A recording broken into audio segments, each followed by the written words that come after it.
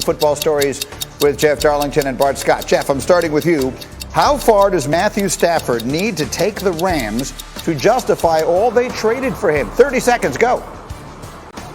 The Super Bowl. If you get to the Super Bowl with the guy you traded away and gave up 2 first-round picks in the process, you better get to the Super Bowl with the guy you acquired. And this isn't just about Matt Stafford. They'll go 7 straight years without a first-round pick. That is to build for winning right now. This is not just about acquiring players. It's about eventually having to pay them. If this team doesn't get to the Super Bowl, I don't know what the point of everything that they've been doing is. I actually happen to agree with that completely. No team in recent memory has mortgaged its future as much as the Rams have to go all in for this year. All right, Bart Scott. Do you expect Carson Wentz to lead the Colts back to the playoffs this season? 30 seconds, go. Absolutely. He has everything that he had when he was in Philadelphia. He has a great offensive line, a tremendous running game, and a very underrated defense. Carson Wentz should remind them of Andrew Luck. They have similar skill sets, a big arm, the ability to push the ball down the field, and the ability to also make off-schedule plays. He's more athletic than people give him credit for. Back with Frank Wright, he should be confident and find himself out of the media of Philadelphia and out of the big scrutiny. Yeah, it's interesting. We talked about Ben Simmons needing to get out of Philadelphia, get a fresh start. Maybe it works for Carson Wentz. And here's another thing he has going for him in Indy, Bart. That is the support of the Colts' best player, who is Darius Leonard, their superstar linebacker, who was talking about Wentz and said, you would think he's been in this locker room for about 7 years. He has this presence about him and his leadership role, and that's what you need in a quarterback room. We have a great offensive line that's going to protect him. We have the best backfield in the NFL, in my opinion, and we have these great skill guys on the outside. He came into the perfect place to have success. We believe in him. So all great linebackers think alike. Bart Scott and Darius Leonard seem to see this very similarly. And I do. Well, go ahead, Bart. Pick up the thought there. Well, spoken like a true linebacker, understanding what it takes to win and having that type of leadership. They were limited last year with Rivers because he was a deer sitting on the line, stuck in the headlights. This is going to give them ability, and this is all this team needs, a guy that can make some off-schedule plays, but also the fact that he's going to go there and he has Frank Wright, and he's going to be able to be confident and have the belief that he has the support of his teammates. That's very important. I agree with that. And I think everything is set up perfectly, which does actually lead me to this thought. Jeff, I've made the comment on this show. I don't think any player has more pressure on him to succeed this season than Carson Wentz does, for all the reasons we're describing, because everything seems to be tailor-made for him, and also because if not now, when? This is a guy who was an MVP contender a few years ago, and if it doesn't go well here, I'm not sure where he goes from there. No, I think that's a very good point. And I would actually say that Darius there is being the true leader by propping up his quarterback and trying to earn that respect for him in the locker room. But this is the honeymoon phase. This is where we should all have high expectations for Carson Wentz, because if we didn't, yeah, it's over for him. So I completely agree the pressure is on, but I also reserve judgment about whether, in fact, this will be a success story. So we're going to find out, but we're in the honeymoon phase, so I expect nothing but flattery from those inside that locker room. Well, Bart, let me put together the two big... Go ahead, Bart.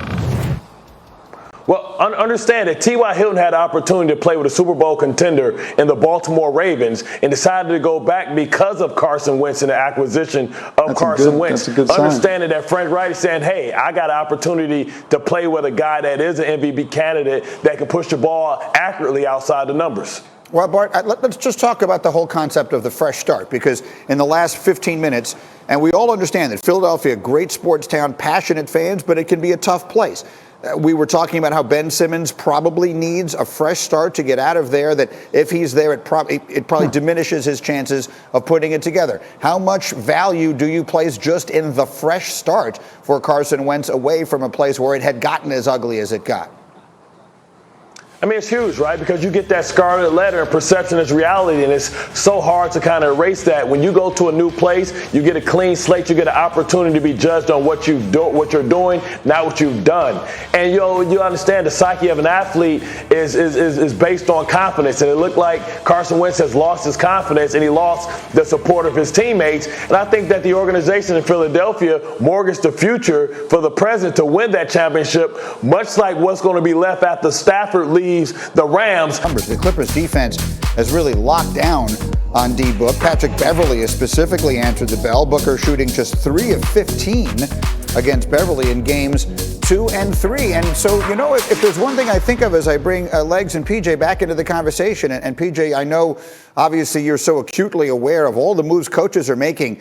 I think the person who's emerging as a bit of a star in this postseason is the Clippers coach, Ty Lue. A lot of people giving a lot of credit to him and the moves that he makes, and I think some people perceived his title in Cleveland to be all about LeBron. But this time, I think Ty Lue's getting a lot of credit and deserves it.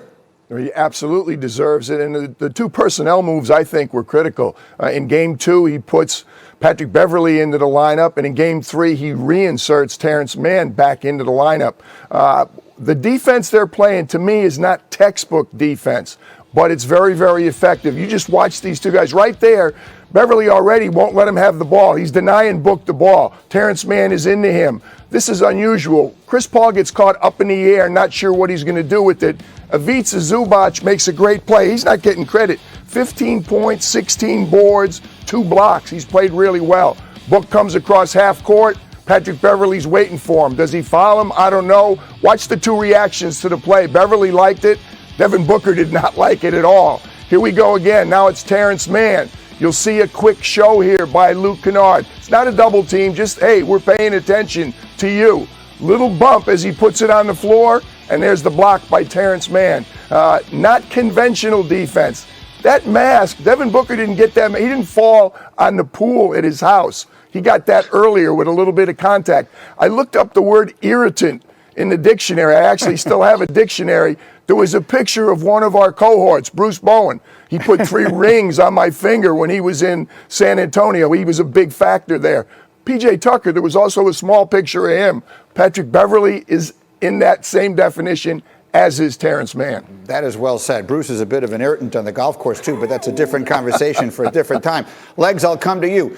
Right now, I mean, the Clippers have done it, but without Kawhi, for those just joining us here, how would you describe how would you describe the chances they come all the way back and beat this Phoenix team and dig out of another 2-0 hole? Well, I would say unlikely, just because of how much respect I have for Phoenix. And right now, they've got a situation where their best player and the guy that they've run their offense around the entire year is bottled up right now. Devin Booker, you can starting to see a little bit of body language and frustration in Devin Booker, and I don't blame him. I can't imagine what it's like to wear Patrick Beverley around like a baby Bjorn for 48 minutes. I mean, that's what this guy is doing right now. You showed some of the clips PJ was talking about. The way they're playing him right now is very similar to what teams do to Steph Curry. When you jump on the high side, you literally have no help responsibility. Your back is to the ball. You're not letting him come out and receive it. When he does receive it, he's back into his hip. And Devin Booker, as much time as he is spending engaging with the referees, as much as he's talking to them, every time he does it, to me, that just empowers Patrick Beverley. I'm in your head. I'm bothering you. I think Devin Booker's best response to this is pretend that the referees aren't on the court. You're going to have to go handle this yourself. You're going to have to play through all this physical contact. And most importantly, find a rhythm early in the game. This guy is elite. I don't think you keep him bottled up much longer. He's had 2 games in a row. He was subpar. I think Devin Booker bounces back. Chris Paul is one of the most competitive people in this league. He's not happy about the way he played last night. He will have his fingerprints all over Game 4. So I just think the Suns are too complete of a team from what I've seen this year. They bounce back and ultimately win the series. But look, the Clippers, they have to fight like the entire series is on the line in Game 4, because it is. All right, so Game 4, that will be tomorrow night, prime time on ESPN and on ESPN Radio. In the meantime, another huge story from the NBA yesterday, an update involving Ben Simmons, as Woj reported that Sixers management and Simmons' agent Rich Paul have begun discussing the player's future. During those talks, the idea of trading Simmons did come up, but according to a source, Philadelphia remains committed to keeping